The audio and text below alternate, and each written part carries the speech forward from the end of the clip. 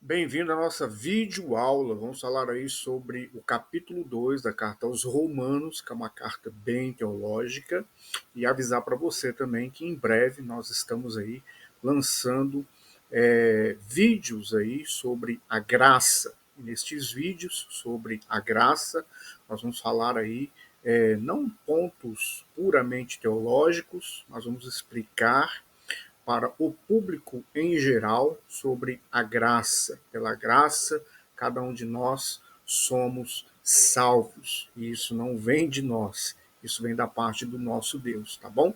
Então fica ligado aí no canal, se inscreva no canal para que você possa ser notificado e aquelas pessoas que a gente tem contato também estaremos avisando sobre os videoaulas sobre graça, tá bom?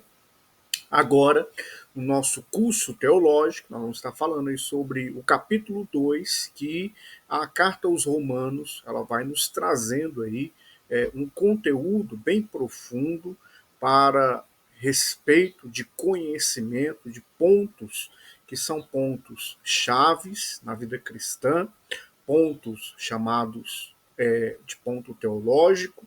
Então, nós precisamos entender o texto, o contexto, o significado de palavras, para que possamos, então, ter uma definição dentro de cada um de nós de uma crença tão importante a respeito daquilo que é principalmente sobre a fé cristã, sobre justificação, santificação, salvação, o plano de Deus para a igreja, o plano de Deus para Israel, o plano de Deus para a humanidade. Então, aí, carta aos Romanos, ela tem que ser estudada, tem que ser lida, tem que ser compreendida para que nós possamos, então, estar aí nos aprofundando nas escrituras sagradas, tá bom? Como disse a você, a gente vai identificar aí algumas ferramentas teológicas, conhecimento do significado da palavra, que é muito importante. O vídeo anterior a gente explicou um pouquinho do contexto a respeito do cenário ali que estava a Igreja do Senhor, a motivação do apóstolo Paulo a escrever esta carta aos Romanos e a importância dela, tá? Então, quando a gente trata agora de ferramentas teológicas, vai nos ajudar numa compreensão, vai proteger a nossa vida, porque essa proteção passa pelo conhecimento, conhecimento espiritual. Então, quem não se aprofunda na palavra, quem não quer conhecer a palavra como ela é e mergulhar cada vez mais na sua profundidade, esta pessoa ela fica aí como uma presa fácil para tantas ideologias falsas que cercam aí a humanidade e principalmente o engano, tá? Então se debruce aí a estudar as escrituras sagradas e não deixe a sua mente se acomodar com aquilo que talvez você já estivesse acostumado, que é muitas vezes aquela repetição, muitas vezes feitas, e muitas pessoas não se aprofundam no estudo, mas o teu chamado é para se aprofundar, e por isso nós usamos aí as ferramentas teológicas. E aí, dentro dessas ferramentas teológicas, a gente vai estar falando aí de uma exegese, e aí tem o contexto, tá? É importante entender o contexto histórico e cultural em que Paulo escreveu. Isso aí é ponto muitas vezes de debate, que as pessoas ficam assim, olha, naquela época e hoje, a palavra ela é atemporal. Porém, existem alguns versículos que nós vamos ver aí durante o estudo das epístolas, alguns versículos é uma opinião própria do apóstolo e outras é justamente uma orientação dada pelo Senhor Deus, tá bom? Agora, nesta carta, Paulo está falando não só aos gentios, tá bom? Mas ele também está falando aos judeus, porque os judeus estavam ali já em muitos territórios daquele mundo antigo, não conhecido como ele é hoje, mas naquela ocasião os judeus já estavam ali espalhados, e no caso aí o judeu, ele principalmente o judeu que hoje conhecido como judeu ortodoxo, ele muito enraizado nas suas práticas, no seu contexto, e isso aí, o capítulo 2 vai falar muito a respeito disso, tá? Então, olha só, o que Paulo está fazendo não é desdenhando dos judeus e não está também colocando aí os gentios, quando a gente fala de gentios, são todos os cidadãos não nascidos ali em Israel, tá? Então, os gentios, que são as demais nações fora de Israel, eles então não estão sendo colocados em um outro nível, em um outro patamar. Não. Então, os gentios ali, eles estão recebendo uma palavra de salvação, eles estão conhecendo o plano de Deus. Entenda algo, Carta aos Romanos está nos esmiuçando o plano de Deus, num requisito muito próprio de salvação, espiritualidade, de santificação, de justificação, de fé. E conhecer o plano de Deus é diferente de conhecer o plano do homem. O homem, por mais bonzinho que seja, ele vai estabelecer planos, ele vai ter o seu entendimento, mas isso não quer dizer que ele seja espiritual, nascido de novo. Isso, nascer de novo, é de suma importância, tá? Então aqui, ó, público geral, Paulo está falando, não só com um público, talvez ali italiano, nascido em Roma, não. Ele está falando a um público geral ali, tá bom? Por isso, a importância, olha só, a importância da gente conhecer aí uma análise, fazer uma análise das palavras, tá? Então, o que, que você vai fazer? Você vai ler o capítulo 2 de Romanos, que é o que eu não estou fazendo aqui. Eu estou usando aqui algumas ferramentas teológicas para aumentar a minha e a sua compreensão, tá? E aí a gente tem algumas palavras aqui para a gente analisar, tá bom? No grego aí, ó, análise das palavras como julgamento, que é crisis, e hipocrisia, que é hipocrisis, permite uma compreensão mais profunda do que Paulo está comunicando. Então a gente vai aí para a etimologia desse uso da palavra, para que a gente possa compreender. Então a gente tem duas palavras aí que elas tratam, e Paulo fala a respeito da hipocrisia. E ali Paulo ele está justamente falando sobre isso, por quê? Porque ali o judeu, ok? Sem demérito nenhum, até porque eu amo os judeus e amo a cultura judaica, mas os judeus, eles acharam que por ser uma nação peculiar, uma nação escolhida, uma nação exemplar, eles se colocaram, de certo modo, com um certo orgulho. E o orgulho ele é perigoso, porque o orgulho ele fecha o entendimento do ser humano. É como se você pudesse enxergar aí 360 graus, fazer um giro na sua visão, é como se você estivesse sentado numa cadeira com 4 rodas e você girasse, você está olhando tudo ao teu redor. O orgulho não permite isso. O orgulho faz com que a pessoa não consiga enxergar ao seu redor. Falta uma humildade. Então, quando a gente fala aí a respeito de hipocrisia, nós temos que ter muito cuidado, não só numa questão do que Paulo está falando aqui, a respeito dos judeus e dos gentios, tá? Mas, por exemplo, eu cobrar algo e o qual eu não faço de forma alguma, eu entro numa classificação de hipocrisia. Eu exigir algo do qual eu nem tento fazer, também estou usando de hipocrisia. E o Senhor Deus, ele conhece as intenções do coração. Ele não só conhece o coração, ele conhece a intenção do coração, ele conhece a motivação do coração. E por ele conhecer a motivação do coração, muitas vezes ele permite que nós, seres humanos, venhamos conhecer aquelas motivações que muitas vezes estão em oculto na nossa vida, que não estão tão claras, mas que nós temos uma inclinação para elas.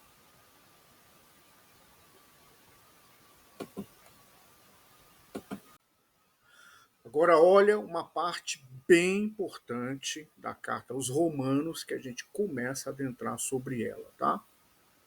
Nós vamos colocar aqui sobre a teologia da lei. O capítulo discute a relação entre a lei de Moisés e a moralidade universal. Para quem não sabe, a lei de Moisés, que está ali nos 5 primeiros livros, conhecido como o Pentateuco, ou a Torá, o ensino, a lei, a instrução, que isso aí é o significado da palavra Torá.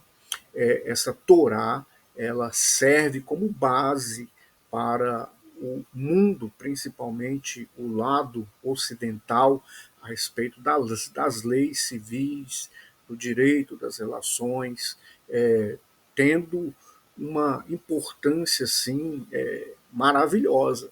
Então, quando a gente fala sobre lei, sobre graça, a gente não tira toda aquela questão de honra e primazia da lei, tanto que a nossa Bíblia ela não é constituída só da nova aliança. A Bíblia é constituída da velha e da nova aliança. E esta nova aliança, ela já era apontada, ela já era profetizada, ela já era revelada na velha aliança. A velha aliança já apontava, tá?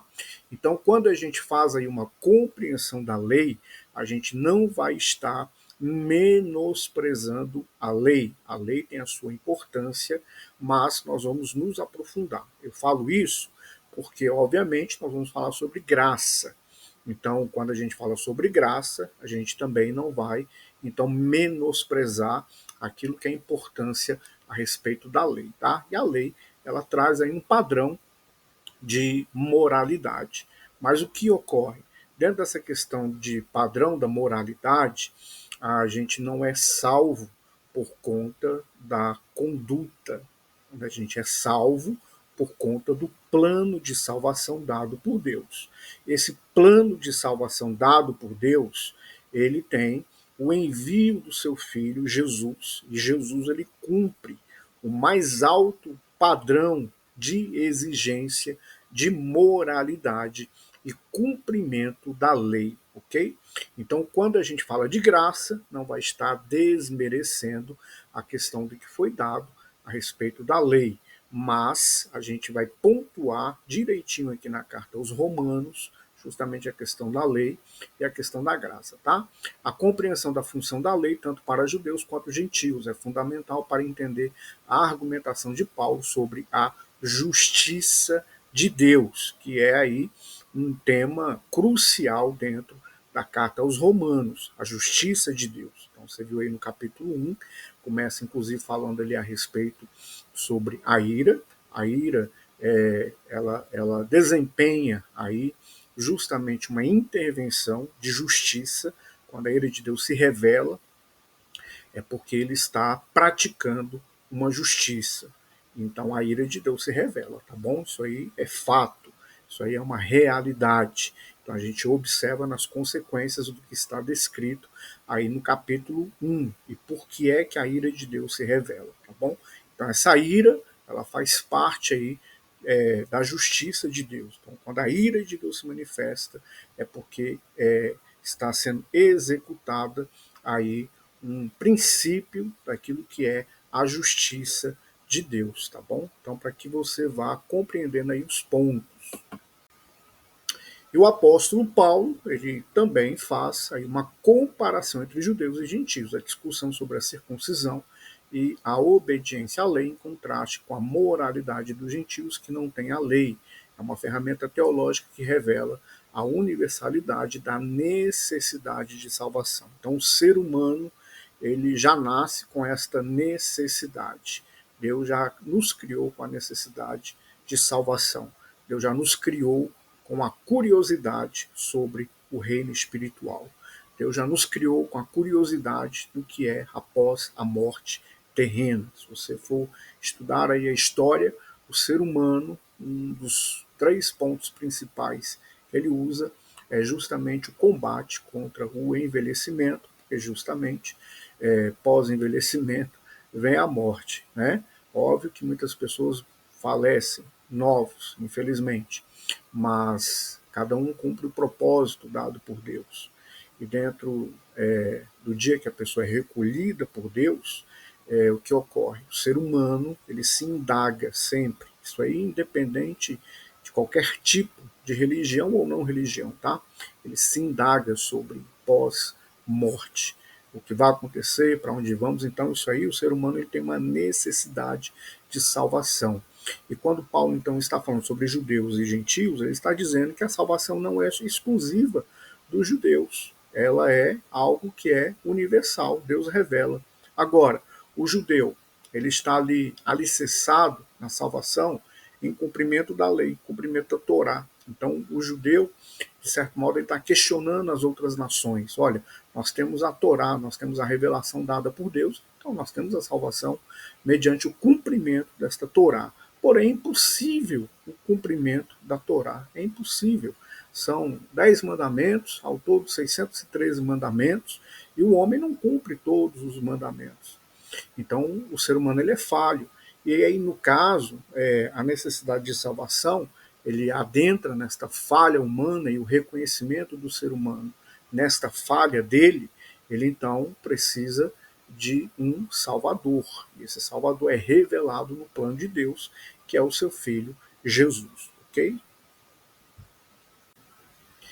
E no caso também, aí vamos falar sobre a teologia da graça, embora o capítulo 2 vai enfatizar aí a questão do julgamento, da lei, o, o, o gentio, que ele não conhece o plano de Deus para a salvação. Isso é uma pergunta bem importante.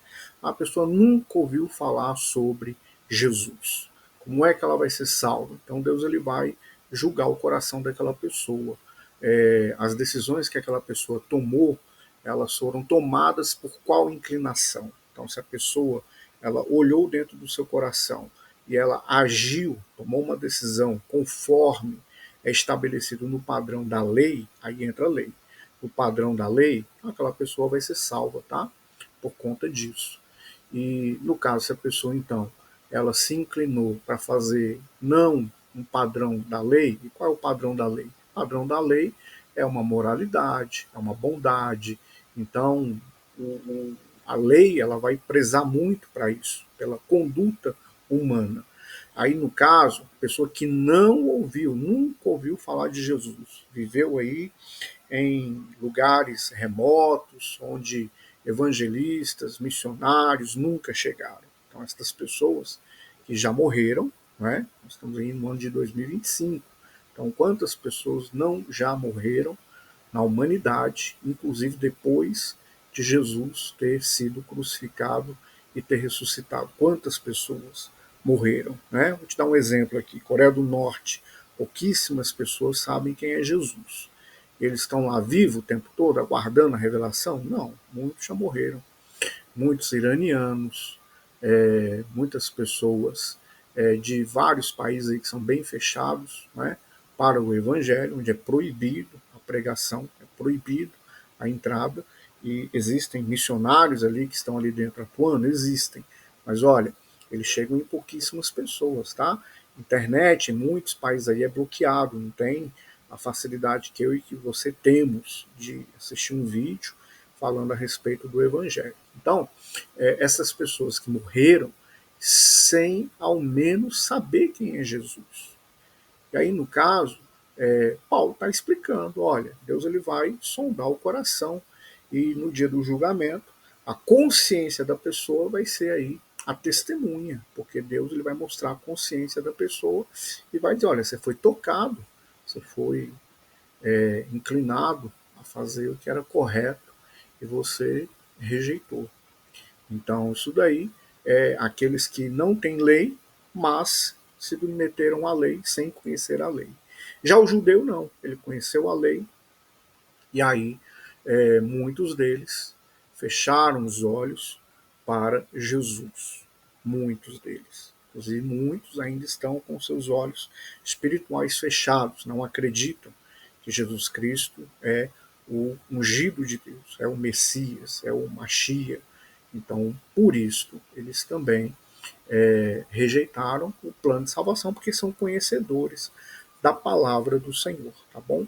Então aí Paulo, ele está falando a respeito da lei, dando ênfase à questão da lei, dando ênfase à questão do judeu e do gentil no capítulo 2, mas a questão da graça, ela começa a aparecer de forma mais acentuada e de forma mais profunda para a compreensão, tá?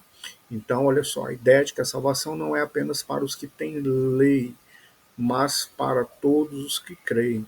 É uma mensagem central. Então, aquela pessoa, como eu disse, que viveu em lugares bem remotos, que o evangelho não chegou. A palavra nem do Velho, nem do Novo Testamento chegou. Então, estas pessoas que já morreram, elas vão ser julgadas de acordo com aquilo que estava no seu coração. Então, elas acreditaram numa bondade, elas acreditaram no manifestar da natureza, declarando a obra de Deus. Então, olha só, a natureza declara a obra de Deus. Então, estas pessoas, elas vão estar aí justamente sendo vistas pelo nosso Pai, justamente nessa questão. Então, olha como Deus ele é justo, muito justo, e é um Deus muito bom. Deus te abençoe. Falamos no capítulo 2. Vamos adentrar os demais capítulos e você vai prosseguindo aí sobre carta aos Romanos.